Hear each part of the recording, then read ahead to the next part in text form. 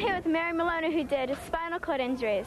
Hi Mary, I really like the way you put your project together. What gave you the idea of doing spinal cord injuries? Well, my brother has spinal cord injuries and I wanted to know about it. Where did you get most of the information for your project? From the Lakeville Hospital, my brother's nurses. What did you find in your research that was really interesting? Well, like if the injury is further down in the spinal cord, it's not as bad as up higher. Do you have any problems? Did you have any problems working on your project? No. Did you have fun doing your project? A little bit. Did you feel though that you learned a lot about spinal cord injuries? Yes.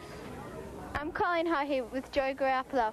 Joy, what did you do for the Science Expo? Rockets. Why did you choose to do rockets? Because I thought it was interesting to study. What did you learn from your study? That how rockets take off and how much how they waste thrust. Could you explain your project, please? These are two model rockets. This is a space shuttle that I made. This is the nozzle right here, and then that's where the thrust comes out of. That's where the astronauts sit, and the fuel's inside this thing. I'm Colleen Hahe, and I'm here with Jeff Dolan. Jeff, what did you do for the Science Expo? I did paper airplanes. Why did you choose to do paper airplanes? I thought it'd be exciting to find out how they flew. What did you find out? I found out that flight is based on four forces: lift, drag, thrust, and gravity. Hi, I'm Jennifer McKenzie at the Bernal School at Science Expo interviewing Todd Krobitz. Todd, I see you have a project on ink. How long did it take you to complete your project? 3 days. What was your favorite part of doing the project? Drawing out the poster board. Were you nervous when you were getting judged? No. What gave you the idea of doing your project on ink? I was looking through my chemistry book and I just found ink. Where did you get most of the research for your project? Library. Here with Jennifer Sweeney, who did the horse's body for the Science Expo. Hi, Jennifer. I've been watching you do your project. Why did you choose to do the horse's body? Because I like horses a lot and I like to ride. How long did it take you to finish your project? 2 or 3 weeks. What did you find in your information that was really interesting about horses? Well, about the history of horses and what was the first horse. Were you nervous when you were getting judged? Yeah. It was like, the questions they asked were, easy. Did you have fun doing your project? Yeah, it was fun. Do you wish that the Science Expo was every year? Yeah. It's fun doing a project. Hi, my name is Susan Strilly, and I'm here with Josh Gautreaux, and he's doing the solar system for his report. Hi, Josh. What gave you the idea of doing the solar system? I was looking through the card catalog and I found a book on the solar system and I thought it was interesting. Where did you get the information for your project? Out of a book. What was the most difficult part of putting together your project? The report. What did you find in your research that was interesting? How the planets revolve around the sun. How long did it take you to complete your project? 3 weeks. What part of your project did you like the most? Putting the planets in the box. Did you have any problem finding the information? No. Were you nervous when you were being judged? Yeah. Yeah. Did you have fun working on your project? Yes. Because you had so much fun, do you think you're going to do another science project another year? Probably. And I'm here with Charles Bradfield about his project, the solar system. What gave you the idea of doing this project? I thought it was interesting about doing the solar system. Where did you get the information? From a book and like these little charts that show about the planets. What was the most difficult part of doing your project? Doing the writing. What did you find in your research that was really interesting? that Neptune, Uranus are twins, and Pluto came apart of Neptune into its own orbit. How long did it take you to complete your project? 3 days. Did you have any problem finding the information? No. What did you spend the most time on? The booklet part of it, like all the planets and tell you what they are like. Did you have fun doing your project? Yes. Since you had fun, do you think that there should be a Science Expo every year? Probably, yeah. And I'm here with Joey Olet, who did volcanoes for the Science Expo. What gave you the idea of doing volcanoes? I was looking through many books and I just found that certain topic. What was the most difficult part about putting your volcano together? Probably making the plaster of Paris and putting the newspaper around it. What did you mostly make your project of? Newspaper, plaster of Paris, and cardboard. What did you find in your research that was really interesting? About lava and magma and how different colors they were. How long did it take you to complete your project? 4 or 5 days. What part of your project did you like working on the most? Probably the volcano. Because it was pretty long to take and I had a good time on it. Were you nervous when you were getting judged? Not really, no. Did you have fun doing your project? A lot of fun. Did you feel as though that you learned a lot about volcanoes? Yeah, probably. Because you had so much fun doing volcanoes, do you wish that the Science Expo was every year? Yeah, I probably do. That way I could have a chance to do something else next year. And I'm here with Jennifer Mackenzie, and also with her secret partner. What gave you the idea of doing this project? Well, my secret partner's father works at the U.S. Naval Base. Where did you get the information for this project? We got it at the library. What was the most difficult part of putting your project together? Tracing the big airplane you see up here. How long did it take you to complete the project?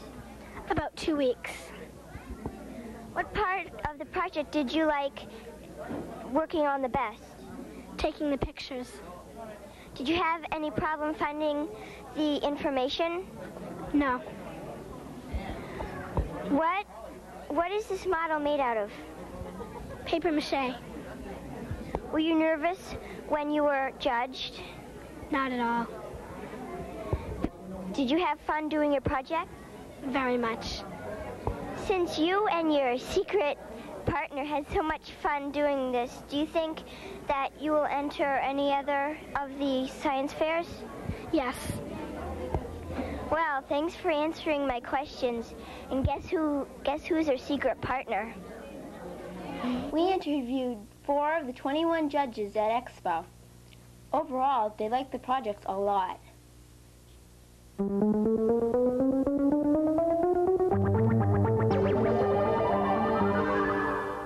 I'm Chris Tatron. I'm here with Professor Jones, who is one of the judges in the Science Expo. On a scale to 1 to 10, how do you think the whole school did in the Science Expo? That's a very difficult thing to do. I didn't judge every exhibit. I saw a half a dozen that I judged, and then I saw probably 30 or 40 or 50 other ones in detail of students that I knew. I think the students put a lot of work into it, and I would give them a very high rating, probably close up to the 9.5 area. What do you look for in the projects?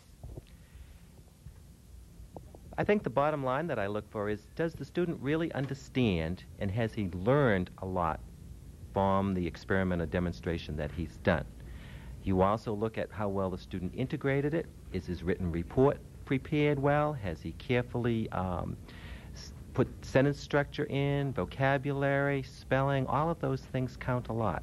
His display should be attractive and stimulating. It should be something that you really want to stop and talk to that student about. And I think the kids did a good job on that. Well, I hope we see you next year in the Science Expo. Thank you very much. I'll be here if you invite me. Okay. Hello, I'm Aaron and I'm here with Mrs. Sandra Reagan, who is one of the judges for this year's Science Fair. Mrs. Reagan, is this your first year as a judge? Yes, it is. Dr. Rob invited me, and I was very excited to be able to do it. Do you like it? I I love it. I'm having a ball. I can't wait to get back. Did you see any project that was of particular interest to you? As a matter of fact, I just judged yours, and I found it very interesting. It was on solar heating, right? And I thought it was great. She did a super job. Thank you for talking to me. You're welcome. Dr. Furlong, do you like this year's science fair? I think this science fair is one of the best that I've seen in Massachusetts. I've judged science fairs in Stoughton, the state fair, and this is one of the finest fairs that I've been to in many years. This science fair is excellent. One of the projects is on solid waste disposal, and at the town meeting, which is coming up on Monday night, Monday the 11th. One of the most important things that will be discussed at that town meeting in Bridgewater is what to do with solid waste.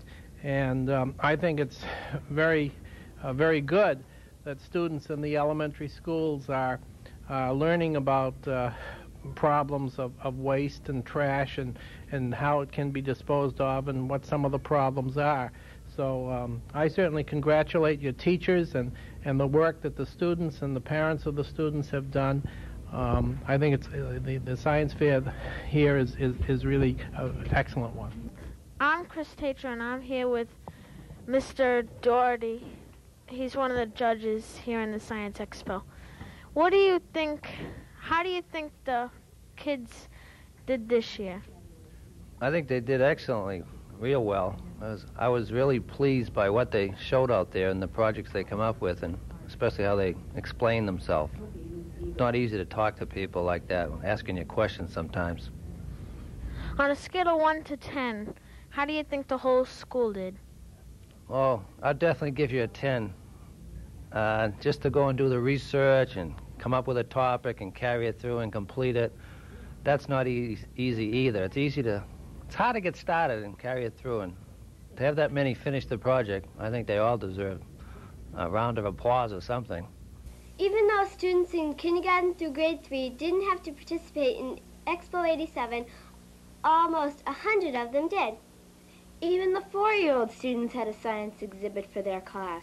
Wait till these kids get older. In future expos, they'll have super projects.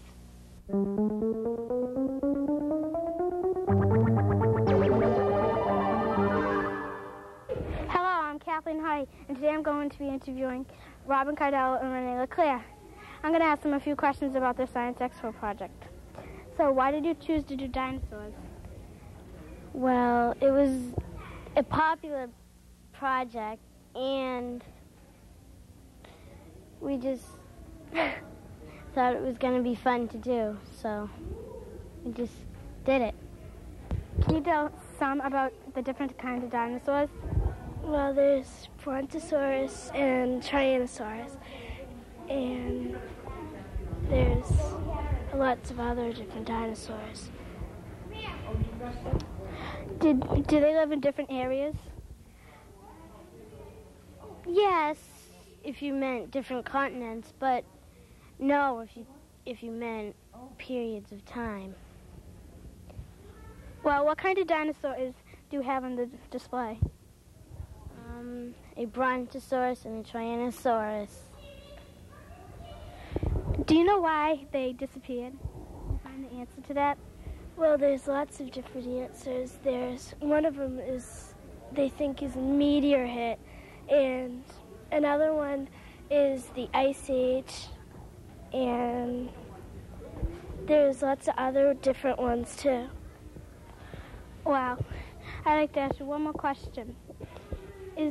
Do you know if there was different, do you know any more countries or something that they lived in? No, mostly all dinosaurs lived all around the world.